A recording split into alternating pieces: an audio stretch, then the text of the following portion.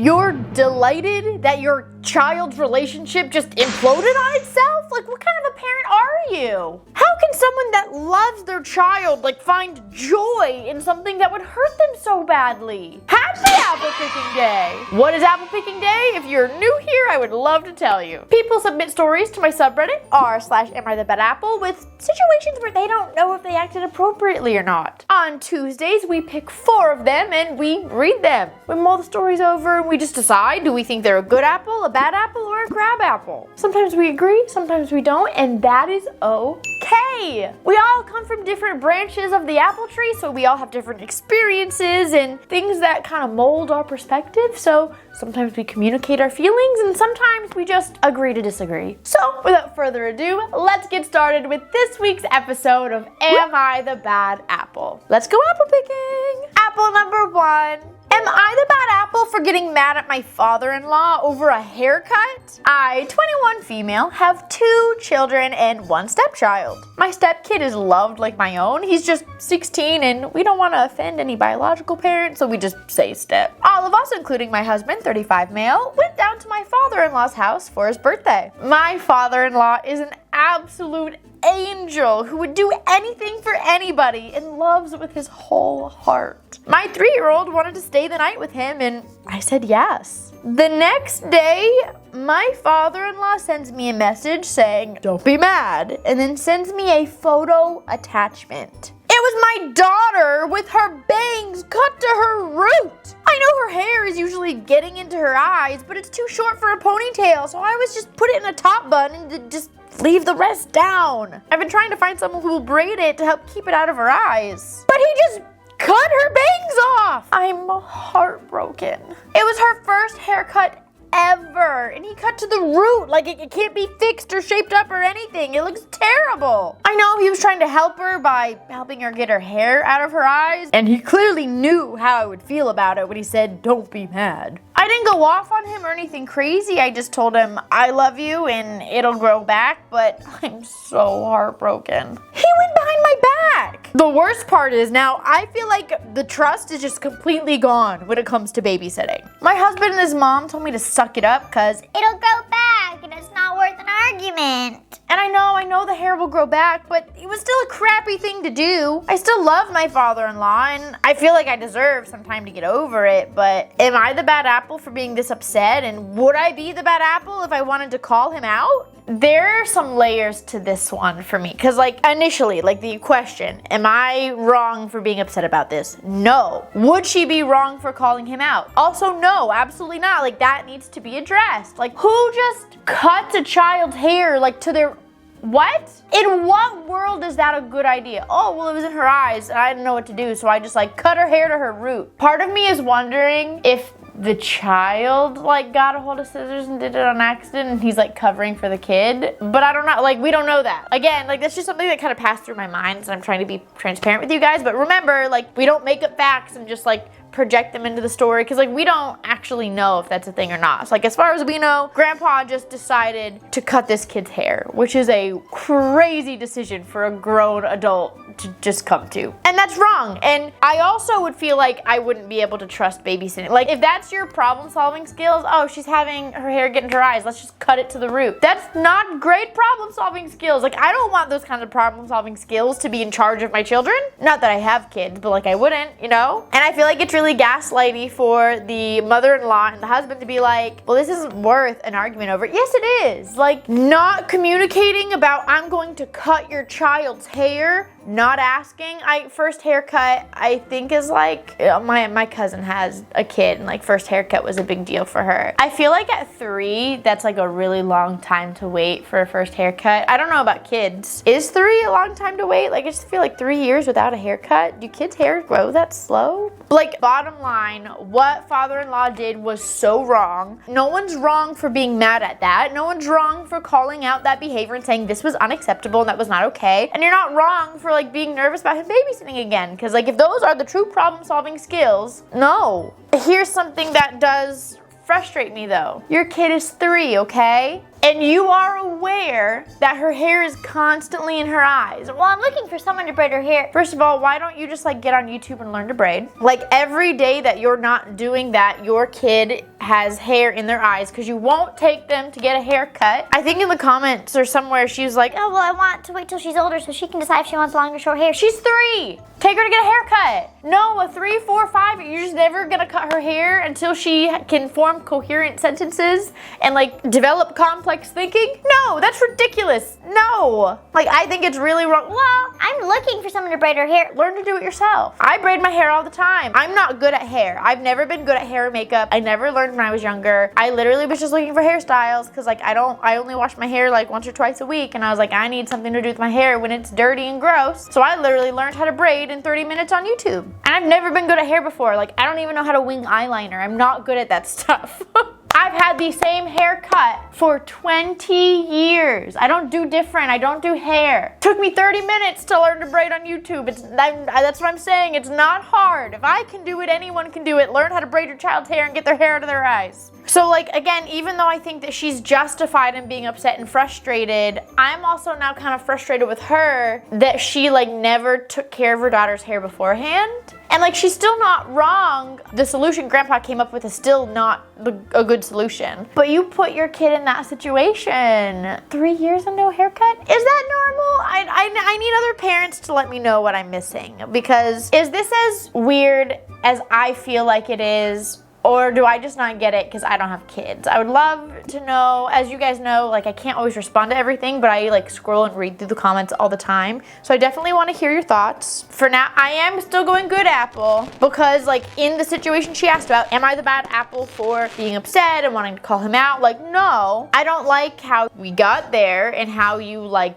put your kid in that situation. And it's like, I didn't do anything to help my child, and someone did, and yeah, they went way too extreme, but poor woe was me. Like, yeah, you have a right to be mad at their solution, but like you created the situation. Either take your kid to get a haircut or learn to braid it, but like you can't wait till they've formed coherent sentences to like not cut your child's hair. I feel like there's something I'm missing I don't understand. Moving on. Apple number 2. Am I the bad apple for telling one of my daughter's classmates' moms to F off? I, 38 female, cook Asian foods pretty regularly for dinner and for my daughter, Lily, 7 females, lunches at school. This is just because my family enjoys that type of food and I like to cook these types of foods, and my mom's always cooked a bunch of these foods growing up since she's half Japanese, so it's just what we do.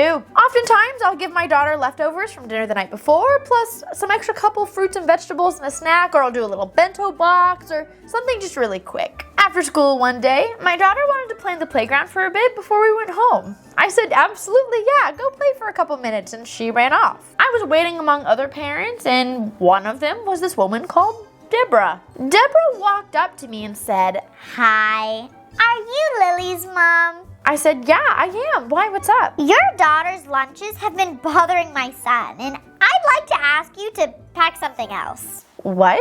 How are they bothering him? Deborah started talking about how her son was complaining about my daughter's lunches smelling terrible and that he thought it was disgusting. She also said that her son wouldn't even finish his food at lunch because he was so grossed out. I said, okay, I understand your son might not like the smell, but can't he just sit somewhere else? Are you kidding me? My son shouldn't have to put up with whatever crap you make your daughter bring to school. It's disgusting. She then started making more vaguely racist comments, but I was fed up to this point. I said, listen, I understand your son might not like my daughter's food, but he can very easily just not sit next to her. I'm not changing what's in my daughter's lunches because you and your kid don't want to exist near Asian food. F off! Deborah angrily stomped off with her kid, and then my daughter finished playing soon after, so we just went home. I talked to my husband about it, and he said maybe I shouldn't have told her to F off just to avoid her bothering me in the future, but I don't know.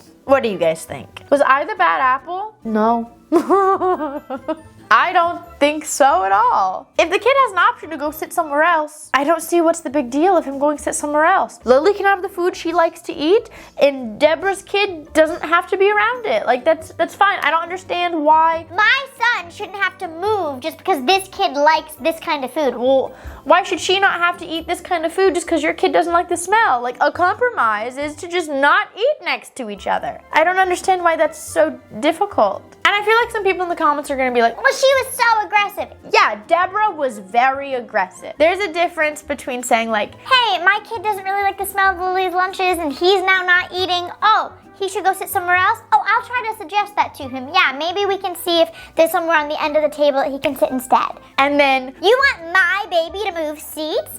Absolutely not. Your child should not be allowed to eat the kinds of foods that your family eats because my child wants to sit in this particular seat. What? And I just know because I know the internet, there's gonna be someone that's like, what about allergies? There's no allergies in this story. There's none. If there was an allergy, Deborah would say it's an allergy, not, my son shouldn't have to put up with that crap that he smells. The words she used matters, okay? Remember, we don't just come up with facts and project them into, like, that's, no. And honestly, if I was the mom, the original poster, I would like send an email to the school and just like encourage teachers to let kids know, hey, if someone at lunch, that you're sitting next to has foods that, you don't really like how they smell, you are more than welcome to go to the other end of the lunch table or XYZ, but like, I think that it's kind of crazy to tell a child, oh, you're not allowed to like these kinds of foods and eat them because like one kid doesn't like it. So I'm gonna go good apple, because when someone is making mildly racist, it doesn't matter if it's mild, whatever, if someone's making racist comments towards you because they don't want to have to smell your food, that's wrong. That's the line that's like, no, F off, no. Apple number 3. Am I the bad apple for refusing to babysit my injured sister? I, 27 male, and my sister, 24 female, have been close ever since we could talk. I was never the social person in school, so she was my rock and the person I would talk to about everything. Now as adults though, we both have our own lives and only really talk once a week. I mean, we're still close, just not as close as we were in childhood, Recently, my sister survived a car crash and needed to be with someone to watch over her. Our mother, 41 female, refused, saying, I already took care of her as a child, so I'm not doing it again as an adult. This really infuriated me because my sister was in an awful state. Here's where I might be the bad apple though. Because my mom wouldn't watch after her, my sister asked me if I could, and I politely declined. I already live with my boyfriend in a single bedroom apartment. Like, I don't have room for my sister. It's also not my responsibility to take care of someone else's daughter. Like, she's not my kid. I feel kind of gross for saying no and then blaming my mom for doing the same.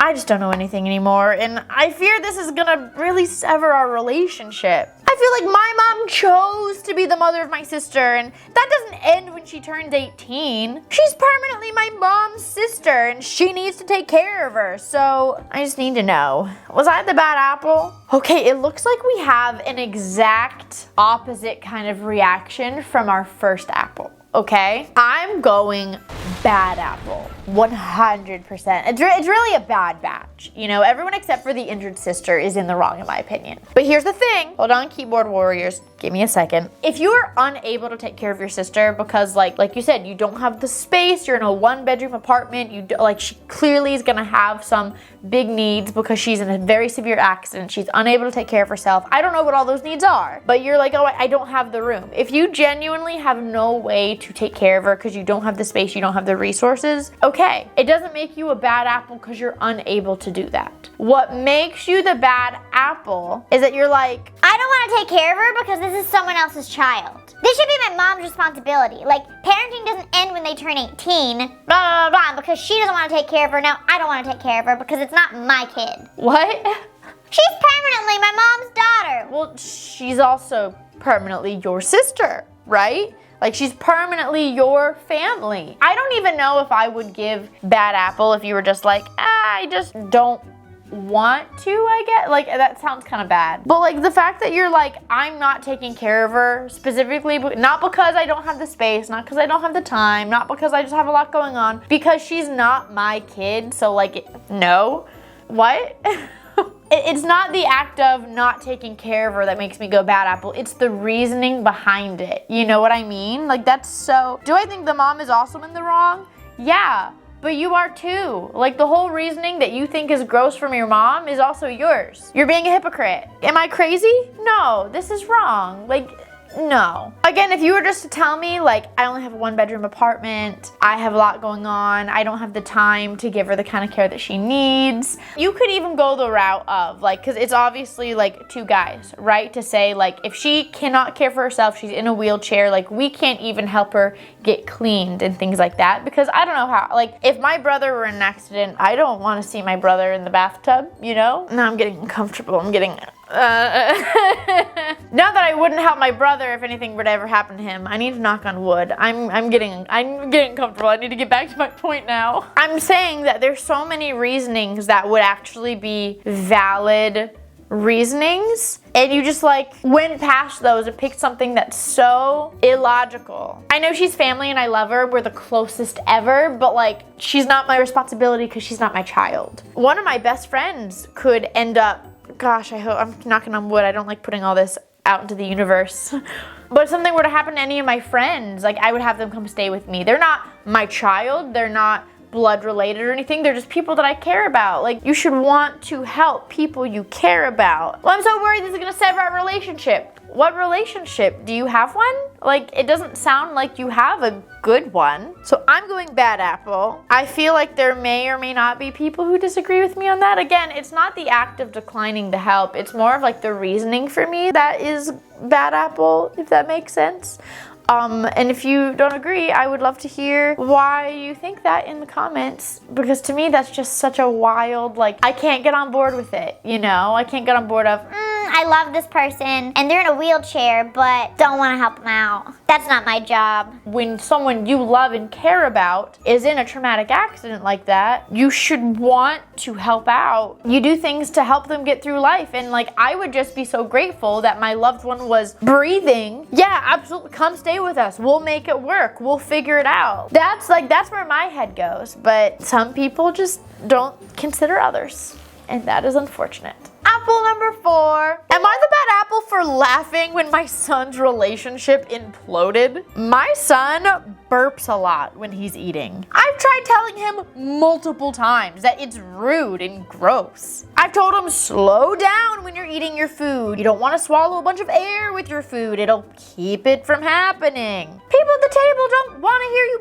burp, but of course he never listens. My wife also just instantly jumps in and defends him every time. She'll just say, that's the way he is and it's not his fault. The thing is though, he can control himself. When I remind him, he just chooses not to. So he went on a date with his girlfriend last night and she tore him a new one. It was his first time meeting her parents since they live in another city. They went out to this really fancy restaurant and he burped and belched all the way through dinner. He came home almost in tears because she chewed him out for behaving so grossly and rudely in front of her family. I heard him telling my wife about it and honestly, I laughed. She asked, well, what's so funny? And I said, I've tried dozens, if not hundreds of times to teach him table manners, and not only did he reject them the entire time, but she protected him and defended him and justified the behavior. I said, now you're a grown man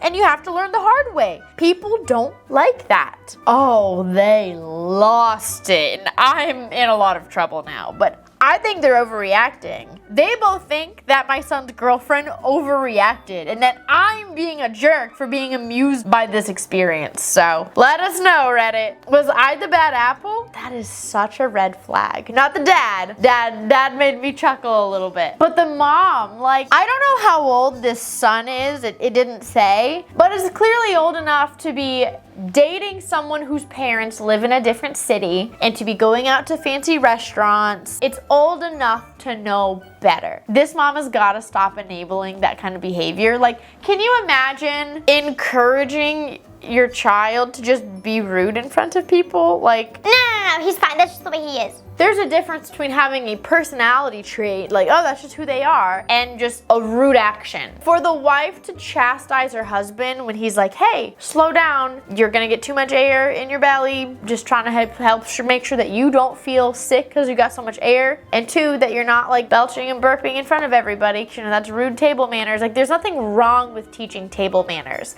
And I think it's so weird that the mom's like, no. I think it's such a red flag also to hear your son is behaving rudely and inappropriately, not only in public, but in front of his girlfriend's family. And the mom just being like, How dare she be upset about that? Oh my, this is not your fault. She's overreacting. like that, she's such an enabler. Oh my gosh. Like 100%, dad should be reminding him, I've told you this is not the kind of behavior. I've told you you need to do differently. Well, you didn't do differently, and now see, people in public aren't liking it. You embarrassed your girlfriend. If you want to keep your girlfriend, do differently. Like, that kind of reinforcing good behavior is important, and mom needs to stop enabling bad behavior. And it's like, bodily functions happen, right? But you don't need to just loudly belch at the whole table when meeting in-laws. Like, how do you not know as an adult, even if it's a teenager, how do you not know that that's not polite? I can't imagine a reasoning that the mom would have to enable this kind. Like, parents, do you guys have any insight? I just can't imagine why enabling that kind of stuff would be deemed as acceptable. I feel like that's really delusional to be like, Your girlfriend wants you to be polite at the table? No, she's overreacting. Like, she sucks. in what world? So I'm going good apple with the dad, like yay for reinforcing the politeness.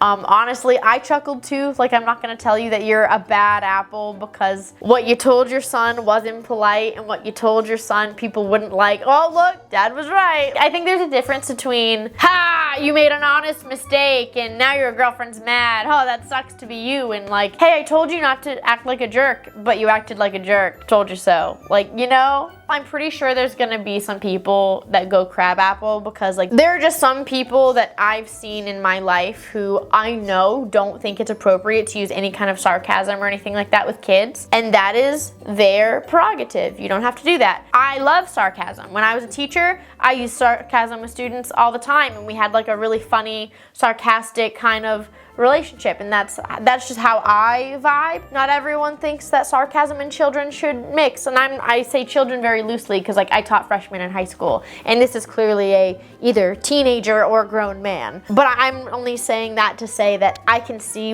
why some people would go crabapple because they don't agree that sarcasm in these kinds of situations is ever warranted. I'm a fan of sarcasm. So I believe that is 3 good apples and 1 bad apple. At least that's what I got. I would love to know what you guys got. Did you get anything similar to me? Did you get anything different than me? As you guys know, again, I can't always respond to all the comments, but I do scroll through and read as much as I can. And as always, if you want a chance to have your story or situation featured, you can send it to my subreddit, r/amIthebadapple. And for your well wishes today, I hope the next time you go get a haircut, I hope that it is just the most phenomenal haircut ever, that you feel confident and good and you feel like a whole new person. I won't be getting one of those because I don't like change, but I hope you feel good about it, and I hope you feel like a whole new you. I hope you guys have a great rest of your day, and I hope to see you guys next week. Bye, my lovelies. Mwah.